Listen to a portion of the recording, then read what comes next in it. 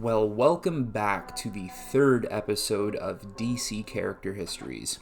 And today we are going to be talking about the Crime Syndicate. Now in this video we are going to be talking a lot about dimensional travel and dimensional Earths. So you're going to hear me talk a lot about, like Earth.3 and Earth.1 and blah blah blah. So I'm just going to put this out here right now. If I say Earth.1, that means the regular Justice League, Batman, Superman, Wonder Woman, the characters we all know, the characters we read in the comic books. If you hear Earth.1 or Earth Prime, it is the regular Earth. It is our Earth, so just remember that so you don't get confused. So the Crime Syndicate is, simply put, the evil version of the Justice League. All of their members are counterparts of the actual Justice League members we all know and love. The Crime Syndicate is one of the toughest multiverse versions of themselves that they have ever faced. It is easy to think that multiverses and different dimensions are elements of stories that were just beginning to be told in the 80s or later, but they have been toying with multiverses for a long time. The Justice League has had plenty of encounters with the Crime Syndicate since the 60s. So let's see what kind of trouble they have caused over the years. Like usual, before we do, just a little bit of history data for the Crime Syndicate. So the first comic they ever debuted in was Justice League of America number 29, which was August 1964. They are from Earth.3. Their members include Ultraman, Superwoman, Owlman, Power Ring, Johnny Quick, Sea King, Grid, Atomica, and etc. They have tons of members over the years that get introduced. Their allies are the Secret Society of Supervillains from Earth.3, and their enemies are Justice Leagues from across timelines, Alexander Luthor of Earth.3, and Teen Titans from across multiverses once again. So to better understand this team, I'm going to tell you a little bit about each of the founding members of the group. I'm only going to focus on their current biographies rather than going back through each continuity and describing them from each timeline. That would be an entire video on its own, one I might do in the future, but for now, a brief explanation on who they are now will do. So starting off with Ultraman. Just like Superman, he shares the same name both on Earth and what it was on Krypton. Although the spelling of his alien name is a little different, Kal-El with two L's at the end, instead of Superman's Kal-El, which is Kal-El. So Ultraman's Krypton was destroyed as well, but in a different way. The people of Krypton were actually gaining power and abilities from the kryptonite on their planet, whereas Superman becomes weakened by his. This gained the attention of the Anti-Monitor, who I have mentioned in previous videos already, and he was traveling through time and space, and he decided to process the planet for his own gain. Destroying the planet, Jor-El managed to rocket Kal-El off into space and towards Earth. Jor-El of this world was a madman, so he left his son messages inside of the rocket, and these messages were essentially telling Kal to be the strongest he could possibly be, to conquer all weakness in himself and others, not just mentally, but physically as well. Kal-El landed in Smallville like usual and was cared for by John and Martha Kent, although not willingly. John and Martha were dysfunctional and abusive towards one another, and Kal-El forced the two to take care of him until he was 7 years old. During that time, he would expose himself to material from his home planet, giving him extreme power. Once he turned 7, he murdered John and Martha Kent and burned their entire farm to the ground. Once he began adulthood, Kal-El gave himself the supervillain name Ultraman and begun his quest to take over the planet by killing the President of the United States and forming the Crime Syndicate. Now, Owlman. Sharing the same name, family, and friends is about as far as the similarities go between Batman and Owlman. The mortality differences between the two are outstanding. Thomas Wayne Jr. was the oldest son of Thomas Wayne Sr. and Martha Wayne. They, of course, were the richest family in Gotham, but Thomas Jr. didn't think that his parents were handling their money properly.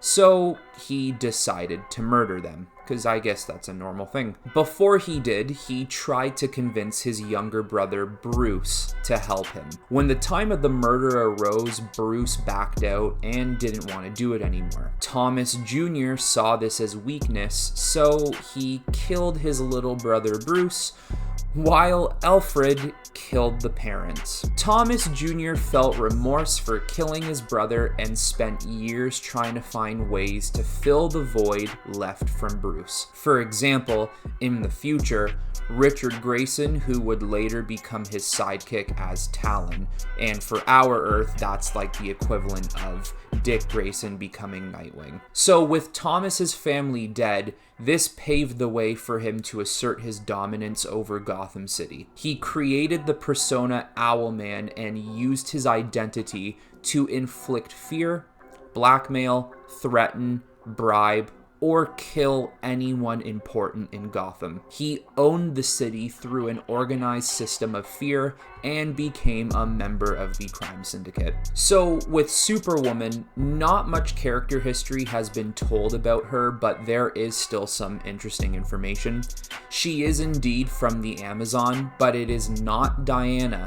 In fact, Superwoman is Lois Lane, and she is a bit of an easy woman, if you know what I mean. While she had a twisted relationship with Ultraman, she was having an affair with Owlman. And if that's not bad enough, at the same time of Ultraman and Owlman, she was carrying out a third affair with Alexander Luthor, who happens to be a hero and the leader of Earth-3's Justice League. And to make things even more interesting, Superwoman also has Lex's child. And finally, to add even more to her kinkiness, if that is an appropriate term to use in this situation, Superwoman loves to use her lasso of submission to enslave others to her will. So another member of the Crime Syndicate asserting their power and dominance. Then you have Power Ring. Harold Jordan was a small, cowardly man. He works at Ferris Aircraft the way our Green Lantern's Hal Jordan does. But whereas Hal Jordan is an extremely skilled pilot, Harold Jordan is a janitor. One night, an unknown organization asked for Harold to spy on the CEO of the company, Carol Ferris, who is the love interest of Hal Jordan in our Earth. When Harold was spying on her, Carol's father, Carl Ferris, caught him, as Carl threatened Harold and asked him why he was spying on his daughter.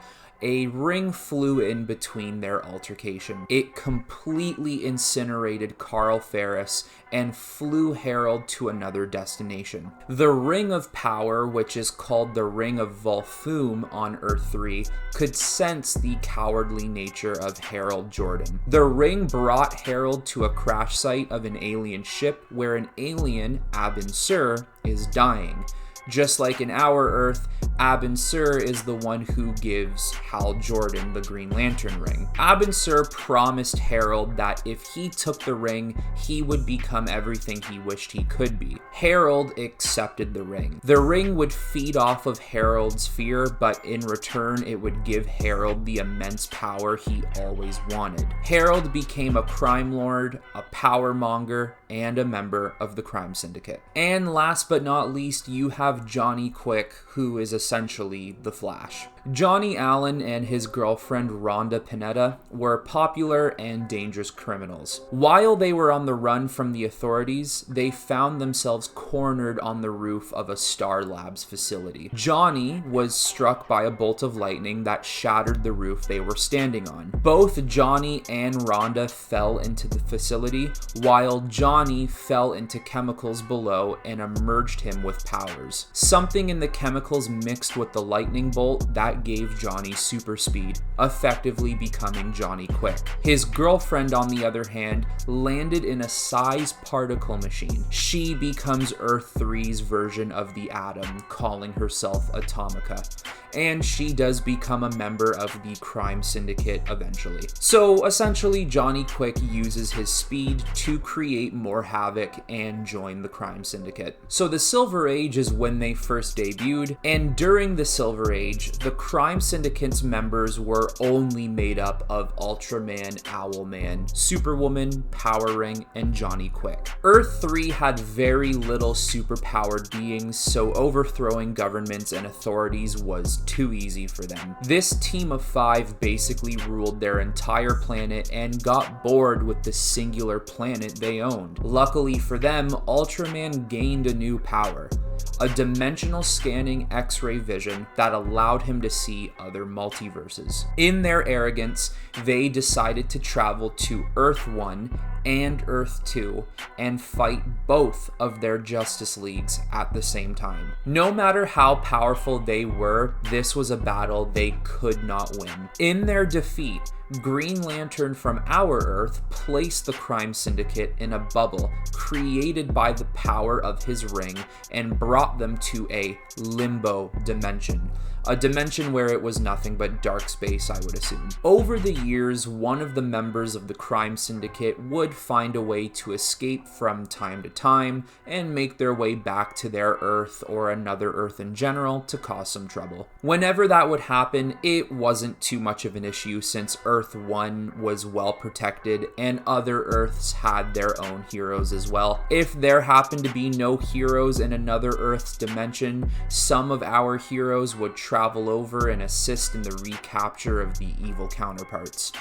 And if a member of the Syndicate went back to their native Earth-3, well, Lex Luthor was the hero of that world and more than capable of defending it. Although, when the Crisis on Infinite Earth storyline in the 80s came about, it completely erased everything about the Crime Syndicate. Now, during the modern age, in the 90s, we learn of a completely new universe called the Antimatter Universe. And the Antimatter Universe is essentially opposite of ours. Good is evil and evil is good, along with many other opposites. Now, the Antimatter Universe is somewhat long and complicated, so let me just tell you what came about with the Crime Syndicate, who then called themselves the Crime Syndicate of America. And America spelt with a K, not a C. Their Earth was attacked by the most powerful beings of their universe, and they in turn were suffering from natural disasters on top of the millions of people who died. So to repair the damage done to their Earth, they abducted millions of people from other dimensional Earths and used them as slaves. The Justice League learned of this and went to put a stop to it immediately. The Justice League would free the slaves and imprison the Crime Syndicate, with the entire Antimatter Universe collapsing into chaos. So you don't really see the Crime Syndicate all that much until New 52. There was a massive event called the Darkseid War, and it ended the New 52 era. Just before that event, we had the Trinity War, which leads into the Darkseid War. So what happened was the Anti-Monitor happened to come across Earth-3. Annihilating their planet, the Crime Syndicate forged a plan to leave their Earth and go to Earth-1, or Prime Earth as they called it in New 52. As they were traveling through the portal, they happened to get stuck, leaving only 2 Earth-3 members to make it through: Alfred Pennyworth and Atomica. Getting used to their surroundings and the changes on Earth Prime, Alfred took the identity of a character called the Outsider. He banded together a bunch of the villains from our Earth. At this time, the Justice League and other heroes were trying to obtain an ancient item called Pandora's Box. This item could be used to store great power, powerful beings themselves, or to open portals from other dimensions. The Outsider, or Alfred of Earth-3, was capable of obtaining the box before the Justice League and opening the portal for the Crime Syndicate to enter Earth Prime. The members who arrived through the portal were Ultraman, Owlman, Superwoman, Power Ring, Johnny Quick, Grid, and Deathstorm. Grid was Earth-3's version of Cyborg, and Deathstorm was their version of Firestorm. They also had their own Aquaman, who was named Sea King, although Sea King died during the trip to Earth Prime. When the Crime Syndicate came through the portal, they declared that Earth Prime was now theirs. While they tried to take our home from us, they killed their fair share of heroes, but the Justice League was not going to stand by and let this happen. Now, I don't want to confuse anyone, and it's around here that it gets a little hard to understand because of how many characters are involved. Simply put, the Justice League and other heroes go to the Watchtower, which is the Justice League's very popular satellite base, and they fight the Crime Syndicate since they took it over when they arrived. The situation was dire enough that even some of the Justice League's villains joined to help stop the Crime Syndicate. During this final battle, a couple of the Crime Syndicate characters died.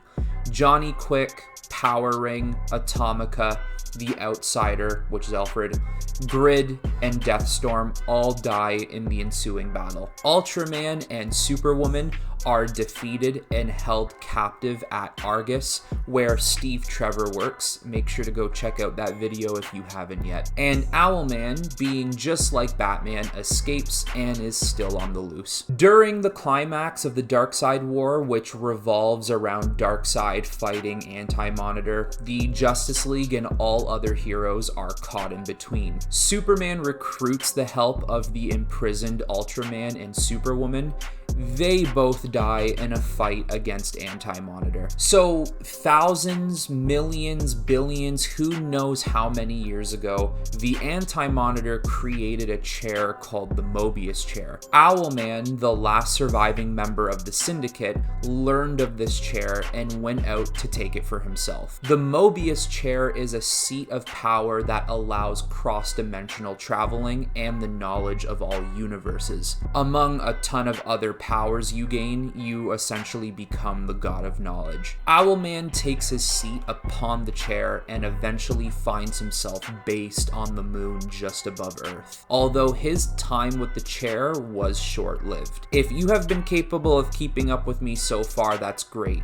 But if you think this story is completely crazy, well, it gets crazier, as Dr. Manhattan from the Watchmen universe shows up on the moon and kills Owlman. All members of the Crime Syndicate have been eliminated. I will not get into why Dr. Manhattan shows up, because that is an entire story on its own.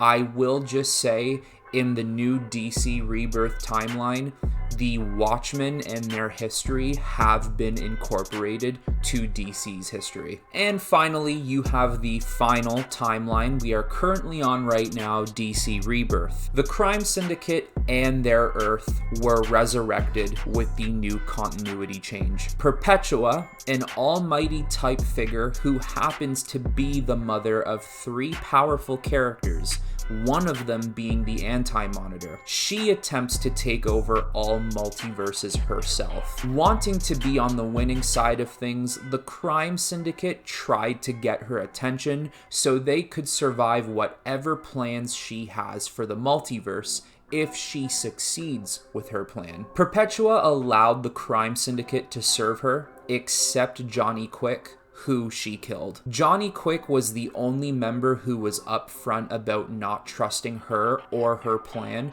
so Perpetua evaporated him. Owlman also had doubts about Perpetua's plan and also didn't trust her, so he inquired to find out more. Owlman learned that over multiple continuities, the Crime Syndicate have died and been reformed every time. Learning that even if he were to die, he would eventually come back to life through a new continuity made him question everything. So Owlman decides that Perpetua's plan is pointless and he falls out of league with her. Owlman betrays the Crime Syndicate and destroys Earth-3 with all of them on it, knowing that as long as the multiverse exists, he will continue to exist.